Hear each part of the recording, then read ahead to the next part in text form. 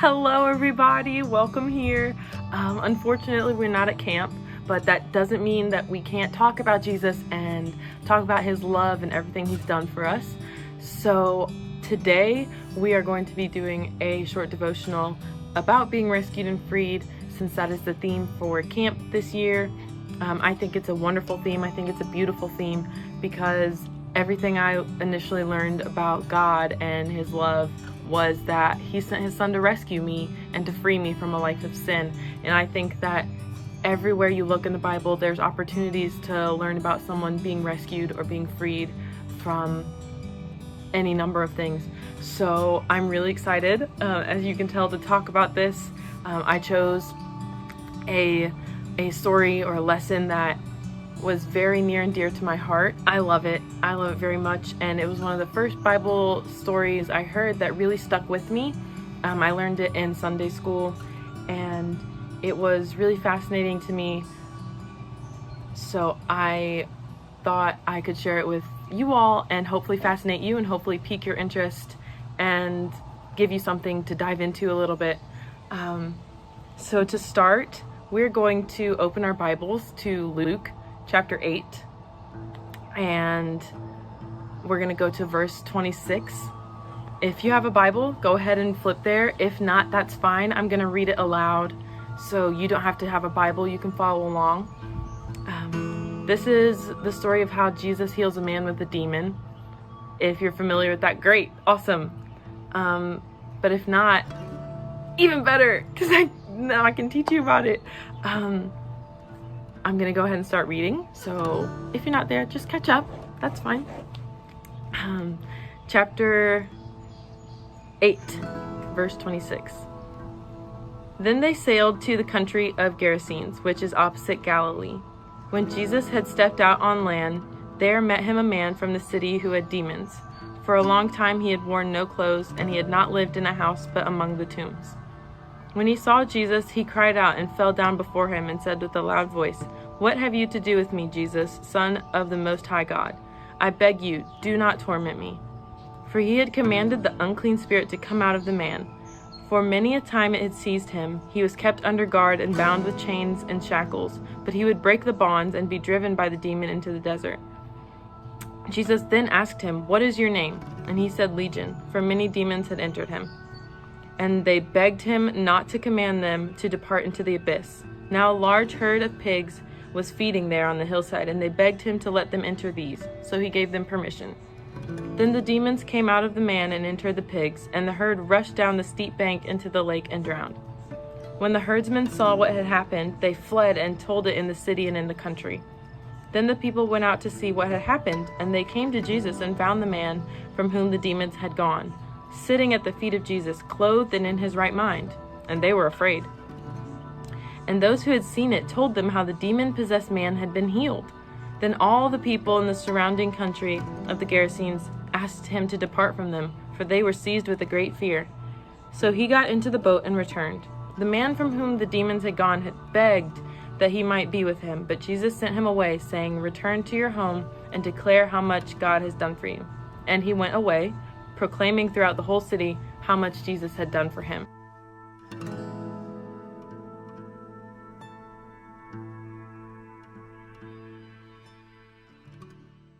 So I think we should unpack it and we'll talk about it, and at the end I'll sort of wrap it up with the most valuable lessons I have learned from this story and what I hope you have gained from this story.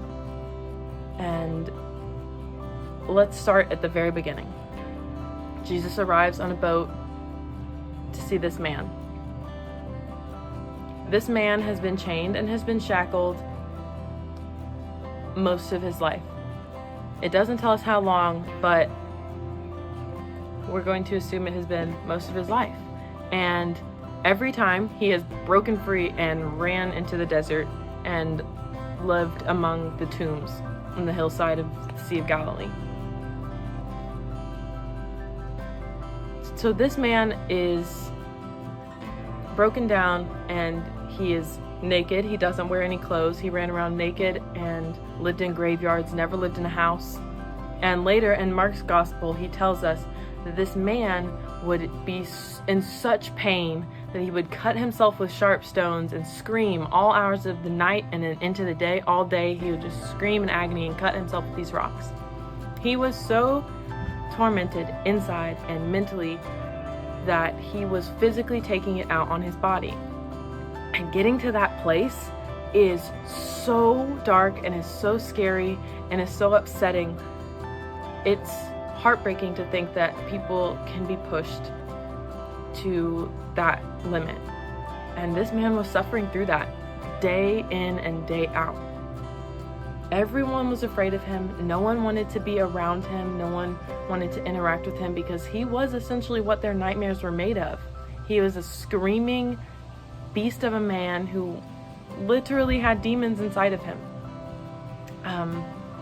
Everyone was afraid but Jesus. This man threw himself at the feet of Jesus. And he says, the Son of the Most High God, a man filled with demons, still acknowledges that this being is the Son of the Most High God. And I think that's beautiful. But Jesus isn't afraid, doesn't recoil from this man. He asks him, what is your name? And he says, Legion. And in the Bible it says Legion, for many demons had entered him. And I personally never understood that. I didn't know why they added that in, like, yeah, his name's Legion and he has a lot of demons, okay. But it's not separate. They are the same thing. Legion is the name that they used for a unit in the Roman army that had about 3,000 to 6,000 soldiers. So a legion is 3,000 to 6,000 soldiers in the Roman army. So this man's name is Legion because he has thousands of demons in his body. The name is a little misleading. The name of the story, a man with a demon, he has many, thousands of demons. And this becomes clearer the more that we read on. He then, after telling him his name, these demons in his body start begging Jesus to have mercy on them. Please don't send us into the abyss. Please don't send us into this herd of pigs. Please, please, please. I can only imagine how powerful that is for demons, thousands of demons, to be begging Jesus for mercy. If that doesn't show you how powerful and how amazing God and Jesus are, you got another thing coming. It says he sends these demons into this herd of pigs. Now, I want to talk about this for just a small second. I grew up in a very small town, and I knew a lot of people with farms and a lot of people with pigs. And a lot of my friends in school grew up with pigs. So I was like, I know what a herd of pigs looks like. I always pictured like 50 to 60 pigs. No, later on, as Mark is explaining this to us, in his gospel, he tells us it's 2,000 pigs. I've never seen that many pigs, but like, the more you learn about this town and these people, that is their livelihood. So it does make sense that they have thousands of pigs, and they viewed pigs as livelihood and not as animal. It was a whole thing. But 2,000 pigs, that is a lot.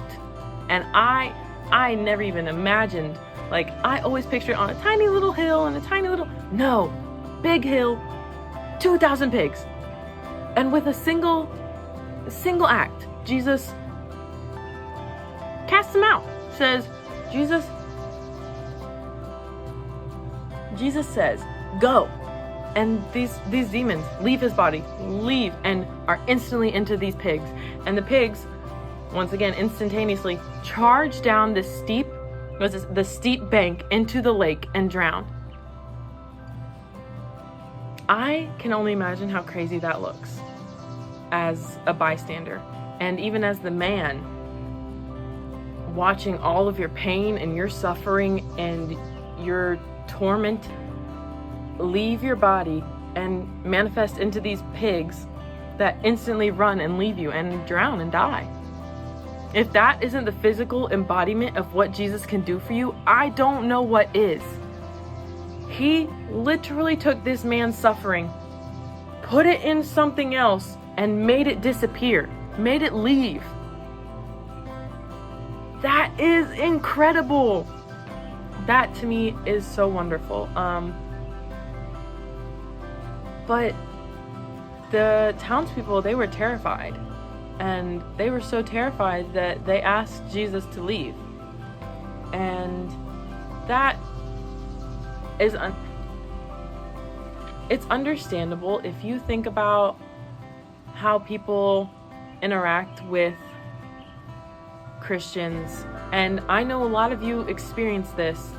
A lot of people are afraid to proclaim their faith or be that light around their groups of friends or family, because it is off-putting, unfortunately, to people who don't understand the love of God. They view it as weird and, oh, you're just doing that so you can be a part of the trend because being a Christian is trendy. No, they don't understand that, and these people don't understand it either. It is a fear-based reaction.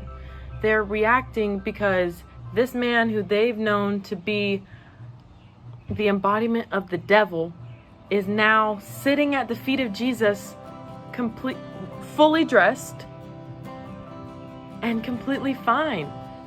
And I read a lot of studies about this, and the logic behind it is that Jesus did this to show them that this man wasn't mentally unstable. He was being tormented by the devil and demons inside of him. He's not something to be afraid of anymore. But they were still afraid, and that is very unfortunate, and that does still happen today. I think that this story does teach you a lot of things if you just take a moment to unpack it. And we've gone through the verses, and I think I just want to talk about the few points that really stuck out to me because they're very important to me, and I'm hoping that they will be important to you also. After everything, this man is still looked at in fear, and he wants to leave with Jesus when they tell him to leave. Jesus tells him to stay, and he does. He obeys. And first and foremost, kudos to him, because it is very difficult when things are hard and when things are tricky and when you feel like you are not welcome in a situation. It is really hard to stay there and stick it out.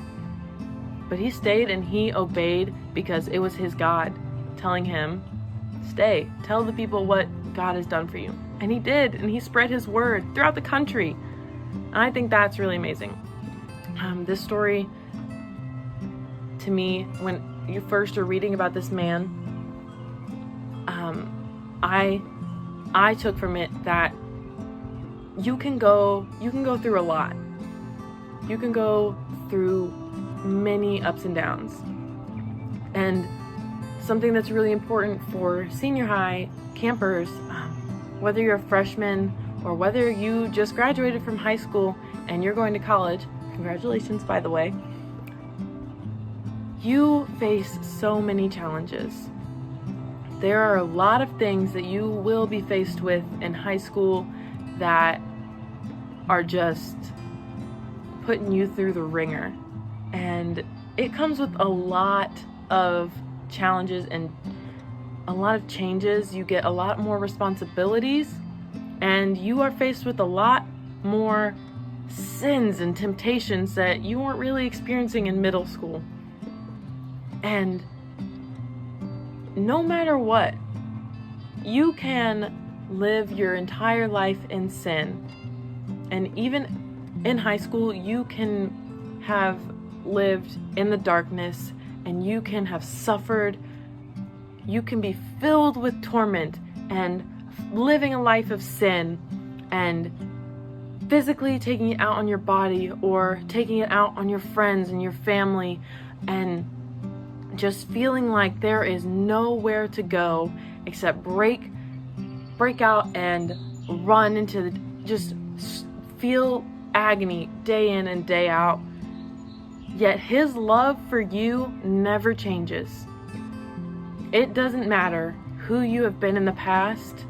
Once you throw yourself, this man throws himself at the feet of God, at Jesus.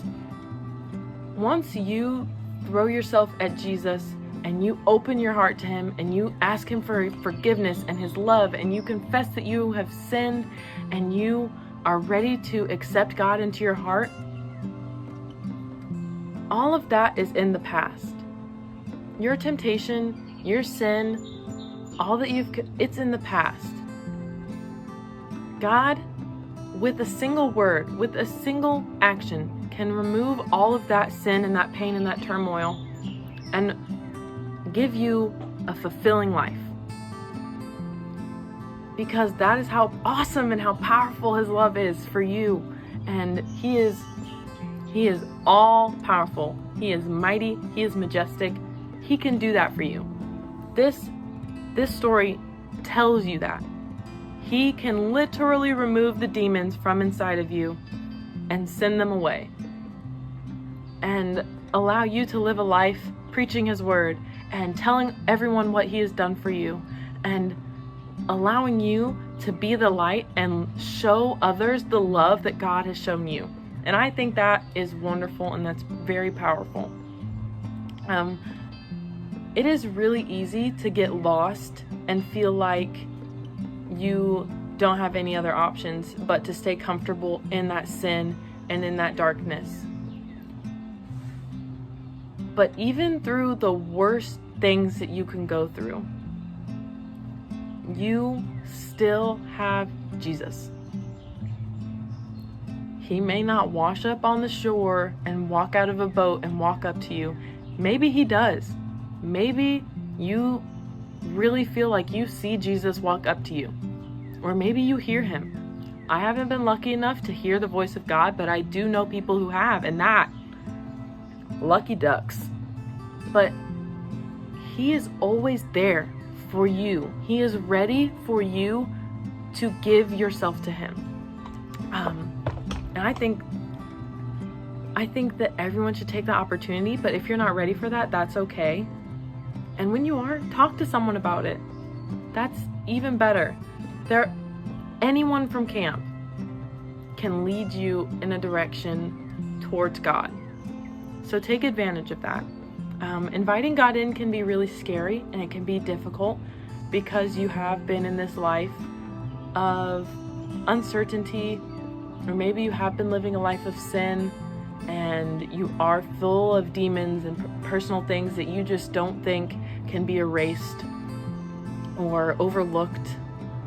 But even if there are people in your life who tell you those things and are making you feel like they can never look past what you have done or who you used to be, that doesn't matter to God. He will always be there to rescue you, to free you from whatever life you have been living without him. He is always prepared to rescue you.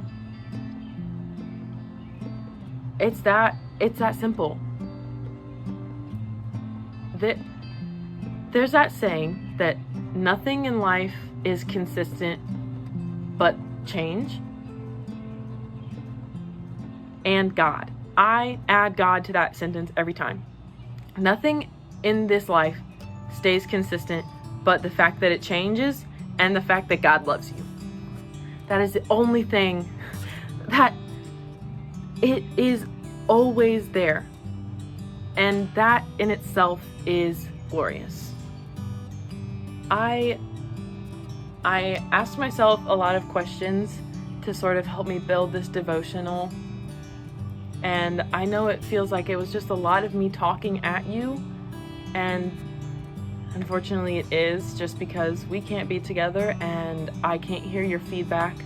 But I hope that what you take from this is that this story really does show you that no matter what you've gone through or who you used to be, God can set you free from that, and God can give you a beautiful and wonderful life.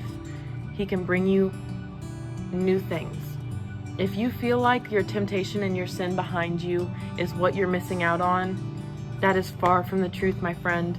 God brings you new people who love you and who love God. God brings you activities and new hobbies and new interests that fulfill you and give your heart and your soul bountiful joy. Like too much joy almost. There's no such thing, but so much joy.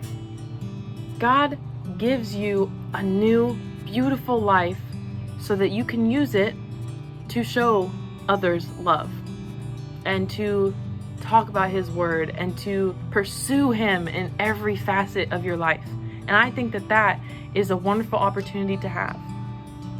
Please, please, please, please, please, always remember that even when things are hard and you're losing faith and you don't know where you stand with Jesus, you don't know where you stand in life, maybe you're still all the way back at point A and you don't know where you want to go, but you are still suffering.